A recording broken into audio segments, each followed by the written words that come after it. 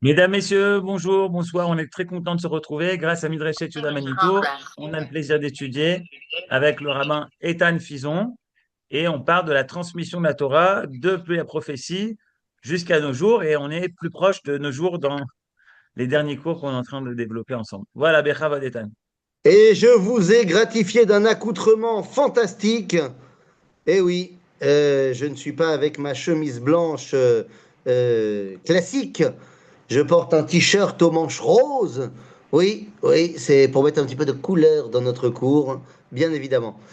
Yofi, alors les amis, effectivement, ça y est, on se Ethan, est-ce que rapproche. tu arrives à mettre, est-ce que tu arrives à mettre Alors ton, oui, ton téléphone dans l'autre oui, sens? Enfin, on oui, te tout à verra. fait. Ben voilà, Tout, là, c'est déjà mieux. tout Super, à fait. Toda. Voilà. Donc voilà, comme ça, vous pouvez voir mes belles manches roses, magnifiques. Voilà, je suis en tioul avec le Mahonora. Et donc, j'ai le t-shirt du Mahonora. Voilà, je fais de la pub de manière complètement aléatoire. Tov, alors les amis, effectivement, nous sommes arrivés à une époque qui est la nôtre, l'époque de la création de l'État d'Israël. Et nous avions parlé la dernière fois du Rav Ben Zion Meir Chayouziel, on a parlé du Rav Herzog, on a parlé donc de ces rabbins qui étaient les fondateurs de l'État d'Israël. Il y a, quand on parle de la transmission de la Torah, eh bien, il y a un personnage qu'on ne peut pas ne pas aborder, évidemment, puisque son retentissement va avoir, enfin son aura va avoir un retentissement jusqu'à évidemment aujourd'hui. De quoi je parle, de qui je parle? Je parle de Rabbi Ishayahu Karelitz. Voilà, Rabbi Ishayahu Karelitz, quand on parle de transmission de la Torah, c'est un personnage incontournable. Mais le problème, c'est que les gens ne savent pas forcément de qui je parle si je dis son nom. Rabbi Ishayahu Karelitz, c'est pas sûr que tout le monde soit conscient de qui on parle. Mais si je dis le nom de son livre, alors là, tout le monde saura de qui on parle, puisque je parle du Chazonish. Et le Chazonish, eh bien, va donner le contraste par rapport au Rav Uziel, au Rav Herzog, qui étaient les premiers grands rabbins de l'État d'Israël. Le Chazonish va être le père de tout ce qui va être le judaïsme l'Itaï Haredi actuel en Israël. C'est-à-dire que tout ce concept, et par rapport aux Bachourei Yeshivot qui vont pas à l'armée, et ben tout commence avec le Chazonish. C'est lui qui va être l'alter ego au niveau de la discussion avec David Ben Gurion pour savoir qu'est-ce qu'on fait avec les élèves de Yeshivot. Et la question est la suivante, mais je comprends pas. Il y avait le Rav Herzog, il y avait le Rav Uziel. Pourquoi est-ce qu'on a besoin du Chazonish? Eh bien, tout simplement parce que le Chazonish a le statut du Rosh Yeshiva des Yeshivot Harediot, l'Itayot. Alors, je ne vais pas vous faire rentrer un petit peu dans la société israélienne, mais je pense que c'est quand même important. On vit dedans, mais des fois, on ne sait pas exactement de quoi on parle. Vous savez qu'aujourd'hui, en Israël, il y a deux grands mouvements politiques orthodoxes, qu'on va l'appeler comme ça. On va parler du mouvement politique séfarade, le chasse, et on va parler du mouvement politique ashkénaze. Eh bien, le problème, il est là, c'est qu'il n'y en a pas qu'un. On va parler de Yahadut Torah ou de Degel Torah. C'est-à-dire qu'il ne faudra pas oublier qu'il y a une grande différence entre le mouvement Litaï, ashkénaze, et le mouvement chassidique, ashkénaze. Et tout ça, au début de la création de l'État d'Israël, eh bien, c'est pas encore très clair. Il n'y a pas encore véritablement de prise de position sur où est-ce qu'on va, qui on est, comment on fait. Il y a des chassidouillotes qui sont ouvertement antisionistes, il y en a qui sont ouvertement sionistes, il y en a qui sont ouvertement parvés, donc c'est pas clair. Si vous voulez, les chassidouillotes ouvertement anti-sionistes, vous connaissez ça Thomas évidemment. Les chassidouillotes qui sont ouvertement sionistes, eh bien vous connaissez peut-être moins les chassidoutes de Gour à l'époque et de, je dis bien à l'époque, hein, et de Oussiatine par exemple, de Tzantz. Et puis il y a les chassidouillotes qui sont parvées, c'est plus la chassidoute de Belz par exemple. Mais en vrai, là où ça va véritablement avoir un impact, c'est dans le judaïsme litaï. Pourquoi? Eh bien, tout simplement parce que, bien que ce ne soit pas forcément vrai, il y a une espèce de conscience populaire que, Et vraiment, je vous dis cette phrase, je ne sais pas comment ils ont fait. Vraiment, c'est un coup de génie.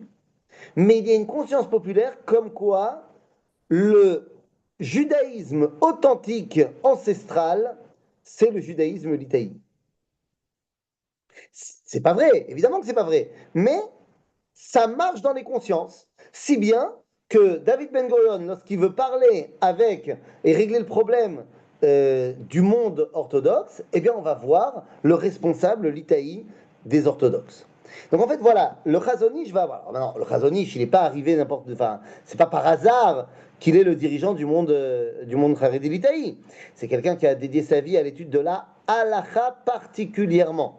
C'est-à-dire et donc, il est totalement reconnu là-dedans, parce qu'il va étudier la halakha de manière complètement litaïte, c'est-à-dire de manière complètement pile-poulite. D'accord. Et le Chazon Ish va donc avoir une influence énorme sur notre société actuelle, puisque ceux qui étaient à l'époque 400 Bachurim, 400 élèves de Yeshivot, que Ben Gurion ne voulait pas et que le Chazon Ish ne voulait pas qu'ils y aillent non plus, eh ben, ils ont trouvé un arrangement. Bon.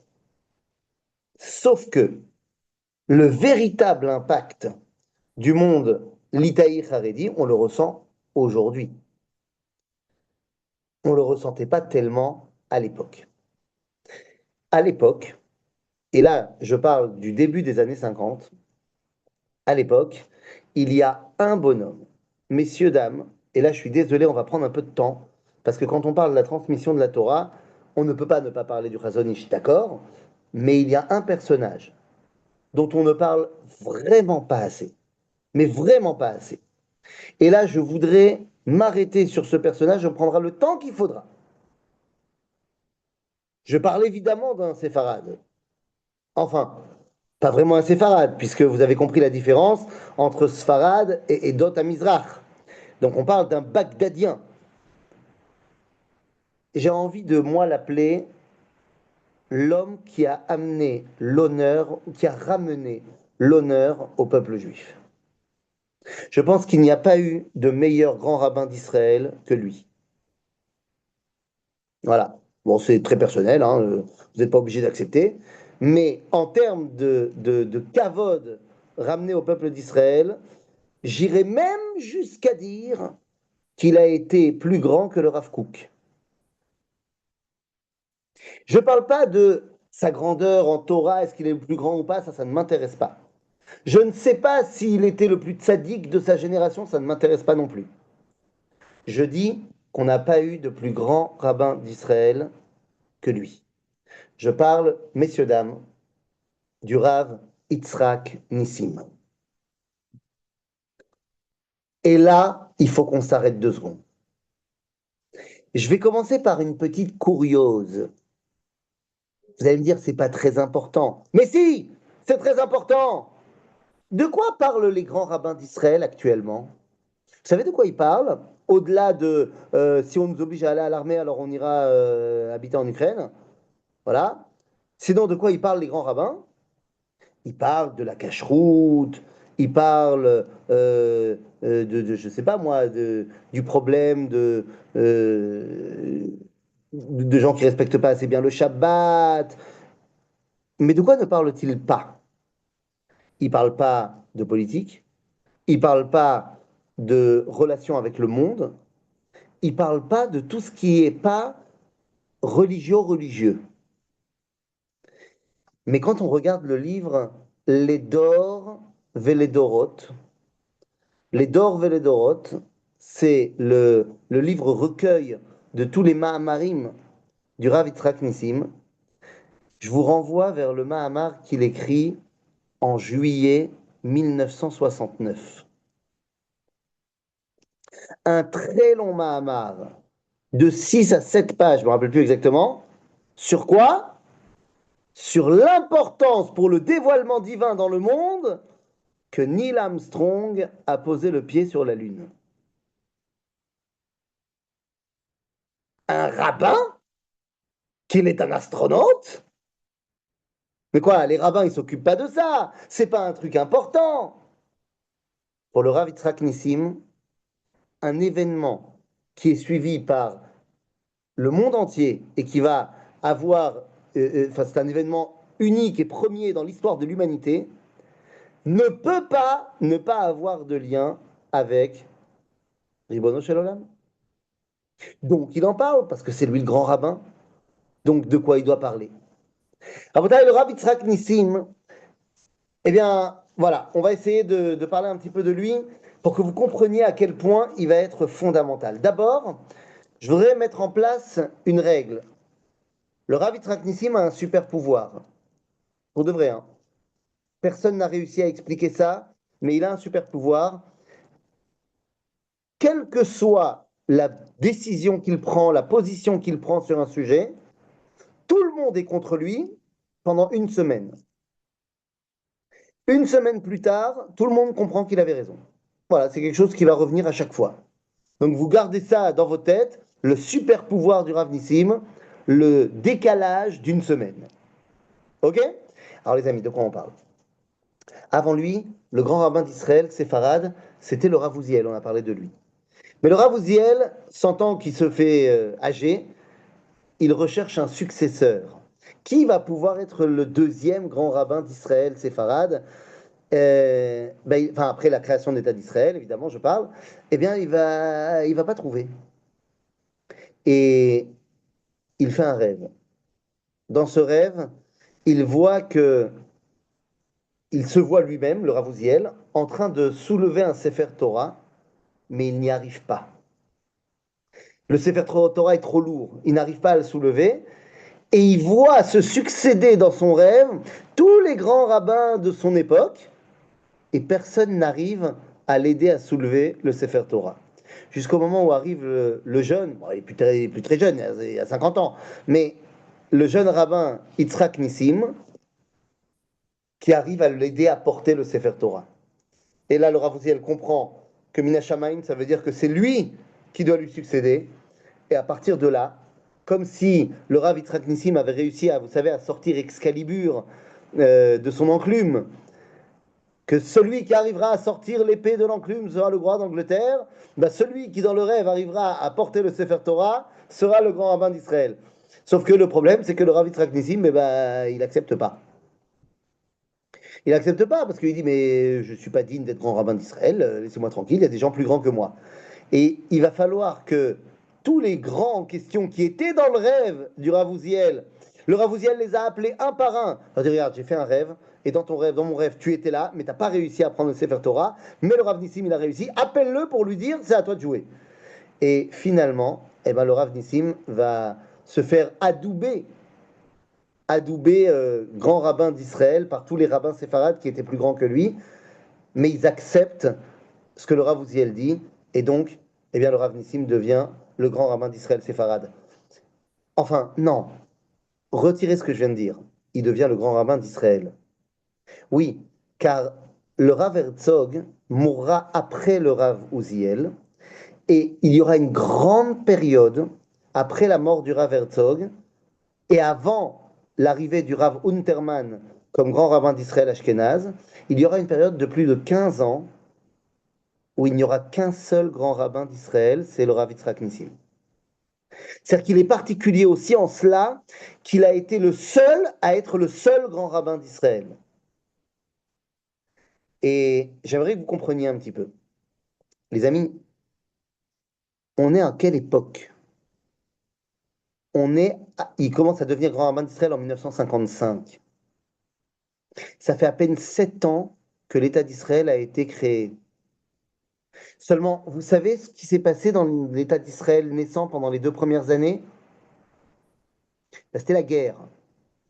C'était la guerre jusqu'en 49, et puis après, c'était la reconstruction de l'après-guerre, guerre d'indépendance.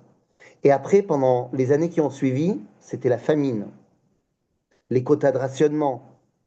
Donc autant vous dire qu'il y avait le Rav Herzog et le Rav Uziel, c'est vrai, mais les grandes décisions qui vont donner le style judaïque de l'État d'Israël ne seront pas prises à ce moment-là, puisqu'on ne peut pas s'occuper de ça, on doit s'occuper de survivre. Ce qui veut dire que 1955, l'arrivée du Rav Nissim, va être le moment où on va commencer à prendre les décisions rabbiniques qui vont donner le ton à l'État d'Israël. Les amis, tout ce qu'on connaît aujourd'hui comme étant la figure juive de l'État d'Israël va être donné par le Rav Yitzhak Nissim. Alors de quoi on parle? Dès 1949, la Knesset va mettre en place une loi. Vous la connaissez? Le Chok HaShvut. Mais le seul problème, c'est que dans l'article 23 de la loi, personne n'a encore statué. La loi dit que tout juif peut revenir en Eretz Israël. Mais l'article 23 de la loi demande juste de déterminer qui est juif. Et il va falloir attendre le Rav Yitzhak Nissim pour que ce soit lui qui détermine qui est juif d'après la loi juive. Vous allez me dire, bah ça va, on le sait, ça a toujours été... Oui, on le sait. Sauf que dans l'État d'Israël, ça n'a jamais été statué. Le fait qu'on détermine que la halacha reconnaît celui qui a une mère juive ou celui qui s'est converti de manière orthodoxe comme juif, eh bien ça, c'est le Rav Yitzhak Nissim qui va mettre ça en place. Vous allez me dire, oui, mais la loi du retour reconnaît celui qui a un grand-parent juif. D'accord, mais ce grand-parent en question, comment on sait qu'il est juif? Parce qu'il a été reconnu juif selon les critères de la halakha mis en place par le Rav Yitzhak Nissim. Donc, si vous voulez, le Chok HaShvut, qui a ses problèmes, on les connaît, il n'empêche que la base, le cadre de qui est juif, d'après la halakha qui est reconnu par la loi en Israël, c'est le Rav Yitzhak Nissim. Et commencent les combats du Rav Nissim à une époque. Alors bon, vous étiez peut-être pas forcément là à ce moment-là, mais les années 50 en Israël, comment vous expliquer? On est sur un pays qui vient de se créer sur un modèle socialisto-communiste, avec tout ce que ça veut dire, y compris les plus ou moins monopoles. Et il y a un monopole qui n'est pas vraiment un monopole, parce qu'il y a trois autres entreprises qui font ça, mais ils sont beaucoup moins puissants. Il y a un monopole, je ne sais pas si vous avez entendu parler de lui, on ne parle pas du téléphone, on ne parle pas de l'électricité. Non, on parle d'une entreprise qui s'appelle Niyar Israeli. Ah bah voilà, bah, à l'heure du smartphone, on sait même plus ce que c'est qu'une feuille de papier. Oui, sauf que Niyar Israeli, c'est l'entreprise principale qui crée des feuilles en Israël. Des feuilles! Et c'est qui le plus gros client de Niyar Israeli? C'est qui commande le plus de feuilles, à votre avis? Je ne t'entends pas, mais je sais pas si tu peux enlever ton micro, enfin mettre ton micro. J'ai pas compris ce que j'ai pas lu sur les lèvres. Non, on peut pas? Administration ou gouvernement, je sais pas. Eh ben, on pourrait penser ça, mais non! On est encore dans une époque où, alors, c'est sûr que l'administration elle utilise des feuilles, mais c'est rien comparé à l'utilisateur de feuilles en chef, le responsable de la déforestation dans l'univers tout entier, les religieux. Parce que les religieux, ils impriment des livres. Tous les livres imprimés en Israël, et principalement, donc, ce sont des livres de Torah, des Gmarot, machin, Zeniar Israéli, Amama, Niar Israéli fonctionne Shabbat. Le Rav Yitzhak Nissim vient les voir et leur dit, vous avez un papier de qualité extraordinaire. Je suis vraiment extrêmement honoré de voir que l'État d'Israël est capable de produire un papier d'une telle qualité. Mais je tiens à vous dire que si vous n'arrêtez pas de produire pendant Shabbat, je serai dans l'obligation de décréter qu'on n'a pas le droit d'acheter chez vous, d'après la loi juive. Et les mecs de Niar Israël lui disent, ouais, ouais, bon d'accord, ok, ça marche. Une semaine plus tard, le Rav Nissim voit que rien n'a changé. Il sort un psak halacha du grand rabbin d'Israël qu'on n'a pas le droit d'utiliser Niar Israéli. Vous vous rappelez du super pouvoir de une semaine? Une semaine plus tard, 83% du chiffre de Niar Israéli disparaît. Ils viennent voir le Rav Nissim en urgence en lui disant oh, oh, oh, oh, oh, qu'est-ce qu'on fait? Et il leur dit ben, je vais vous expliquer comment on fait pour respecter le Shabbat. Et une fois que vous aurez fait, je corrigerai mon décret en disant bah, s'il respecte Shabbat, il n'y a plus aucun problème, et au contraire, c'est un papier de qualité supérieure. Il le fait et les ventes doublent. Pas du double de ce qu'ils ont perdu, de ce qu'ils avaient avant.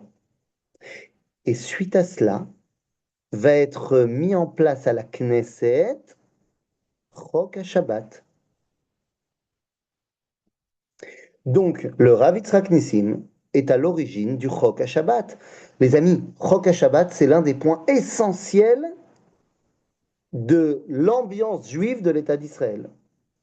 Le fait que toi, au niveau individuel, tu peux ouvrir ton commerce et travailler pendant Shabbat, tu fais ce que tu veux, mais le fait que toutes les institutions gouvernementales cessent leur activité le Shabbat, ou toutes les institutions nationales, pas forcément gouvernementales, cessent leur activité le Shabbat, c'est le Rav Yitzhak Nissim. Et c'est ça qui donne un statut, un aspect juif, n'en déplaise à ceux qui pensent que jamais c'est assez bien, à l'État d'Israël. C'est le Rav Yitzhak Nissim qui va devoir trouver le stratagème pour permettre au Chevrat HaChashmal de continuer à produire de l'électricité pendant Shabbat.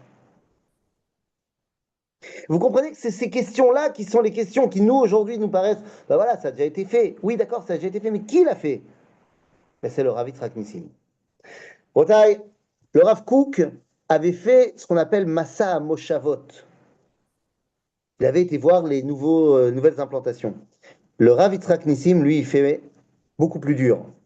Massa à Kibbutzim. Les Moshavot, ils étaient quand même un petit peu religieux. Massa à Kibbutzim, c'est une autre limonade. Lorsque le Rav Nissim arrive pour la première fois, Began Yavne, il envoie une lettre voilà, en disant j'aimerais bien venir visiter votre kibbutz. Et les gens très polis au Gan Yavne lui disent c'est un honneur de recevoir le grand rabbin d'Israël, avec plaisir, venez. Et il vient. Et le Rav Nissim se rend compte d'une réalité qui était inconnue au bataillon. Le fossé d'ignorance qui est en train de remplir le peuple juif. Il faut bien comprendre qu'il n'y avait pas de contact entre la société relige en Israël et les kibbutzim, entre même la société massoratite et les kibbutzim. Il n'y avait pas de contact. Et au début de la création de l'État d'Israël, la majorité des gens sont dans la Tnoua kibbutzite.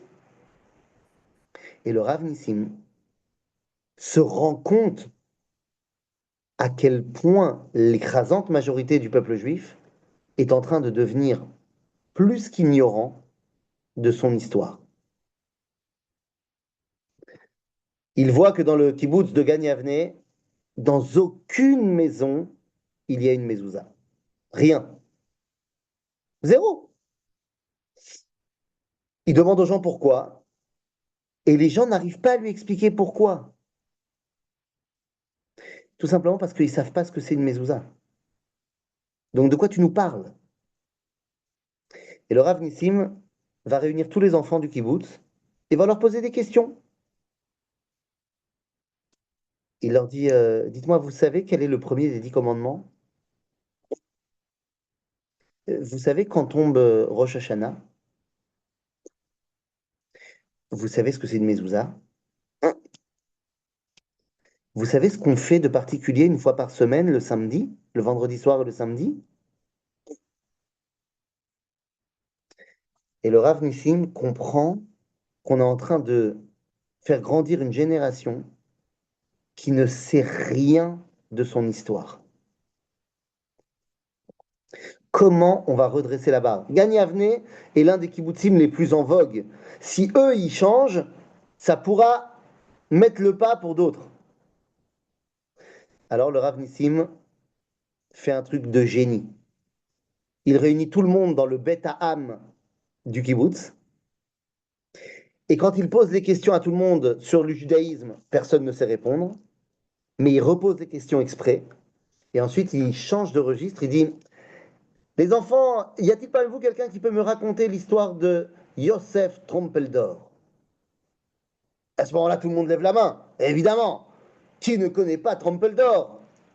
Est-ce que vous pouvez me raconter l'histoire de, je ne sais pas moi, de Mordechai Anilevitch?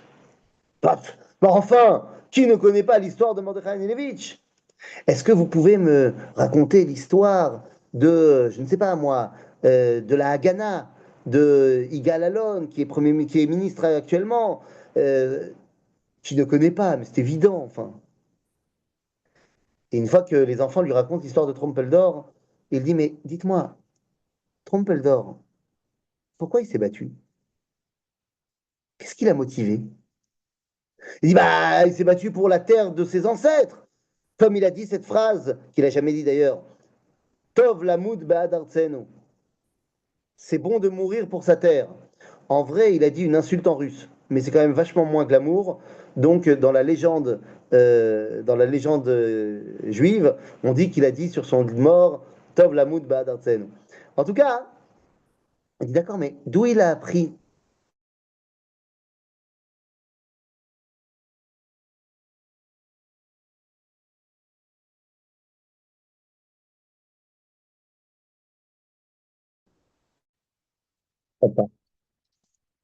Excusez-moi, je vais récupérer. Vous m'avez retrouvé?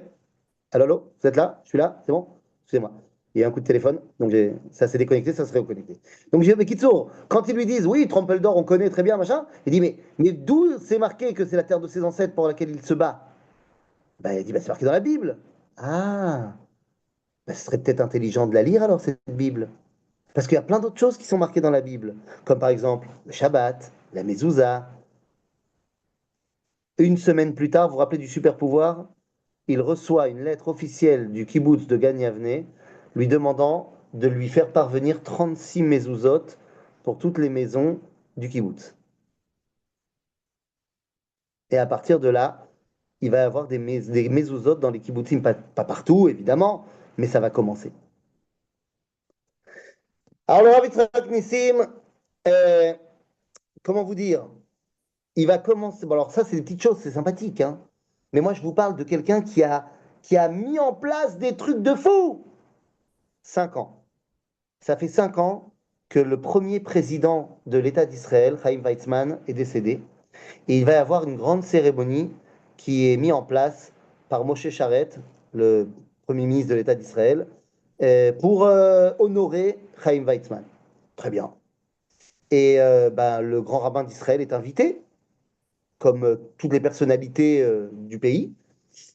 Et il reçoit le protocole de la cérémonie. Il est très, très étonné de voir qu'il ne va pas parler. Je suis le grand rabbin d'Israël, je pensais que j'allais parler.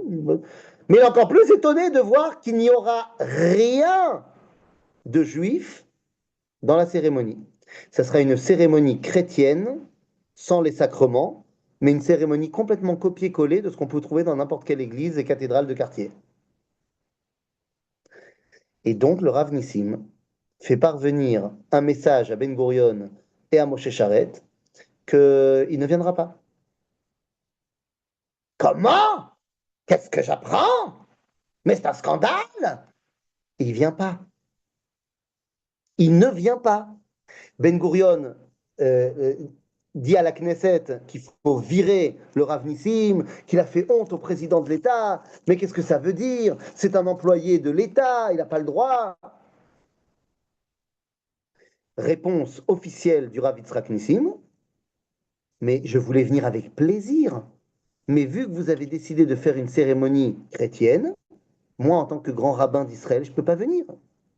Dès que vous ferez une cérémonie juive, je serai heureux de venir. Super pouvoir, une semaine plus tard, le peuple juif se déchaîne dans les rues, dans les journaux, pour dire que le premier président de l'État juif n'a pas eu une cérémonie du souvenir juive. C'est un scandale, le Rav Nissim a raison.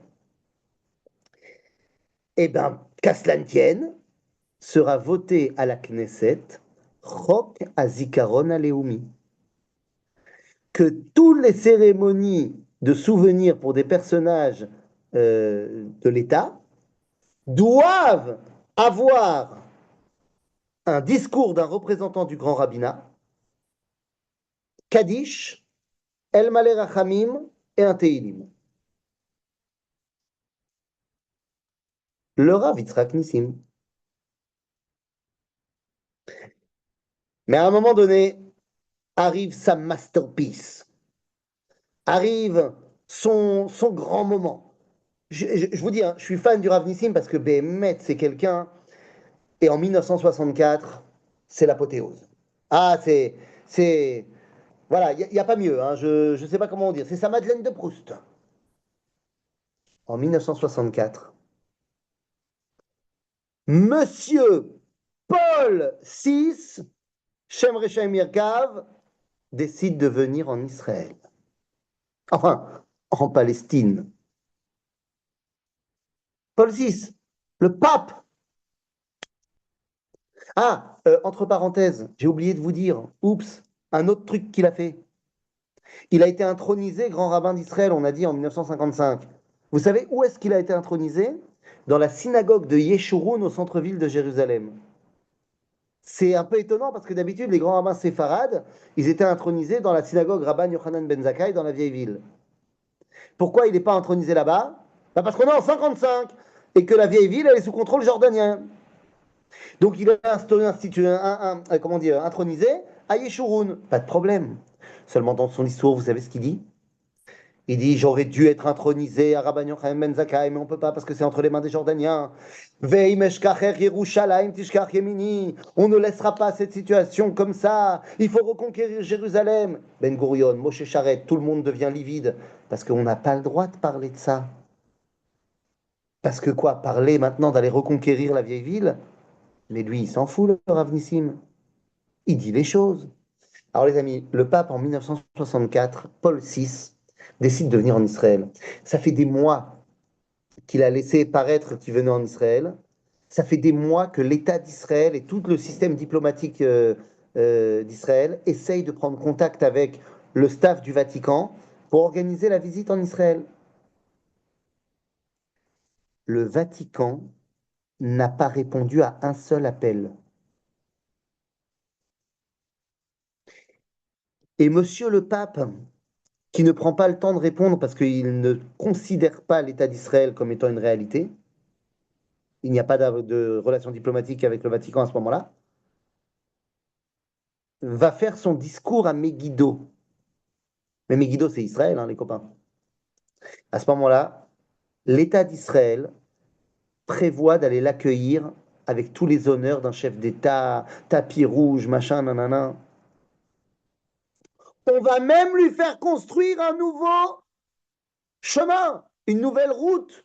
Vous savez, la route qui monte quand on descend de Brechat Sultan, ouais, pour arriver à Artzion, ça s'appelle Kvish Afifior. C'est pour lui qu'on a fait ça. Pas un mot, rien du tout. Mais le staff israélien demande au Rav Nissim, grand rabbin d'Israël, de venir accueillir le pape à Megiddo. Et le Rav Nissim lui dit, bon, je veux bien venir l'accueillir, mais à une seule condition. C'est qu'après, quand il vient à Jérusalem, il vient me saluer dans mon bureau. C'est donnant-donnant. C'est le chef des catholiques. Moi, je suis le grand rabbin d'Israël. Évidemment que le pape et même l'État d'Israël lui dit, mais ça va pas, on va même pas lui demander. Il dit, ah bon? Ben, je viens pas. D'où je vais lui faire un honneur à celui-là? D'où? Pour qui il se prend? Il vient pas. Il ne vient pas. Tout l'État d'Israël, Ben Gurion en premier, arrive à Megiddo et font des courbettes devant le pape, le saluant, le machin, le truc. Il ne leur parle pas. Faut que vous vous imaginiez, il leur serre pas la main. Il leur dit pas un mot. Maintenant, il y a la télé, il y a les radios, il y a les journaux. Tout le monde voit que le pape humilie le peuple juif. Le lendemain, il va partir d'Israël par la Jordanie et il va rester 7 heures simplement en Jordanie, mais il va le surlendemain faire parvenir un communiqué pontifical.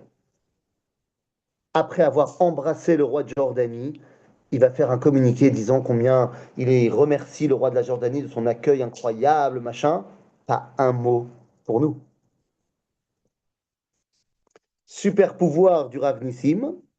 Une semaine plus tard, tout l'État d'Israël remercie le Rav Nissim de ne pas être venu, parce que tout le monde comprend à quel point le pape s'est moqué d'Israël, et dit le Rav Nissim, en ne venant pas, a préservé l'honneur du peuple juif.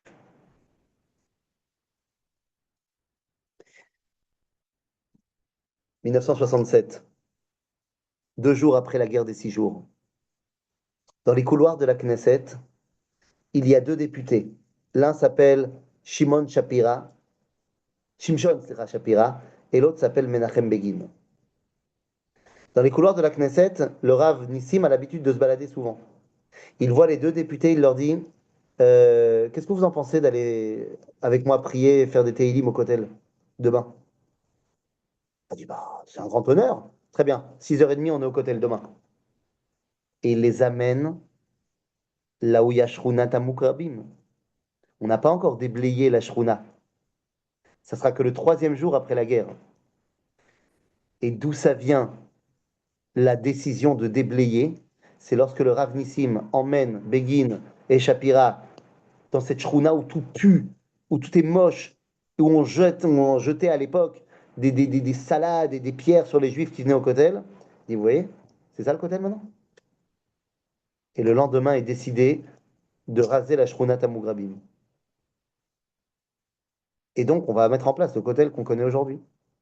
Rav Yitzhak Nissim. Et Paul VI n'en est pas à son seul coup, il refait les frais. Juste après la guerre des 6 jours, il va avoir un attentat à Jérusalem. 15 morts. Et le chef d'état-major de Tsahal à l'époque s'appelle Rafoul. Et Rafoul décide que, puisque c'est comme ça et que l'attentat il est parti d'un village au Liban, de gens qui habitaient un village au Liban, eh bien il ordonne à l'armée israélienne d'aller détruire 10 avions de l'armée libanaise. Maintenant, c'est des avions qui sont détruits quand ils sont au sol, où il n'y a personne dedans. Ok? Le pape Paul VI fait un communiqué pontifical disant c'est un jour noir pour l'humanité que Israël a détruit ses avions. Pas un mot évidemment pour les 15 juifs qui ont été tués. Et le Rav Nissim sort une lettre et il dit, je cite, Lo raïnu me'az shetitus הביא זונה בבית קודשי הקודשים, לא ראינו חוצפה כזאת עד פאולוס השישי שאומר שזה יום שחור לאנושות. Depuis que Titus a amené une prostituée dans le Beth Amikdash, on n'avait pas vu un culot aussi grand que celui du pape Paul VI qui vient de dire que c'est un jour noir pour l'humanité parce qu'on a détruit des avions. Mais pour qui tu te prends? Mais qui es-tu, Birlal? Et évidemment, toute la classe politique israélienne se retourne contre le Rav Nissim. Mais tu te rends pas compte, avec ce que tu as dit, ça va faire des pogroms dans tout le monde juif, et les chrétiens, ils vont s'exciter. Super pouvoir du Rav Nissim. Une semaine plus tard, communiqué pontifical, les paroles du pape ont été mal comprises. On s'excuse d'avoir porté atteinte à la mémoire, machin. Rabotai, Arav Yitzhak Nissim est certainement le personnage qui, au début de la création de l'État d'Israël, non seulement a redoré l'honneur du peuple juif dans toutes les positions possibles, mais c'est lui qui a mis en place, dans les faits, Ben Gurion l'avait dit dans une phrase, Ben Gurion avait dit que l'État d'Israël serait Medina Yehudit Be'eretz Israël. Ken, comme j'ai l'habitude de très bien l'imiter, על הקמת מדינה יהודית בארץ ישראל. Donc oui, Ben Gurion avait dit Akamat Medina Yehudit. Celui qui va faire en sorte que cette Médina, elle ait vraiment des allures de Yehudite, c'est le Rav Yitzhak Nissim, qui est donc évidemment l'un des piliers de la transmission du judaïsme depuis Moshe Rabbeinu jusqu'à nos jours. Voilà ce que je voulais vous dire aujourd'hui, Chazak ou Balzac. Voilà, s'il y a des questions, à vous de jouer. Magnifique. Vous êtes magnifique. Non, c'est pas moi, c'est lui. Hein, moi, Magnifique, magnifique. Non, non, vous aussi. Mais on est d'accord que c'est quelqu'un qui n'est pas connu. Ouais, Du moins pas assez, en tout Jamais, cas. jamais entendu parler de lui, jamais. moi non plus. Ben voilà. Il Super. faut transmettre. Super. Chazak ou Baruch. Toda Maintenant, Merci beaucoup. Toda Rabba. maintenant, je comprends pourquoi pendant des années, on organisait des conférences à Yad Harav Nissim. Ah, Bah, j'ai tu vu ça. vois. Bien fait. Bien fait, madame. Ok.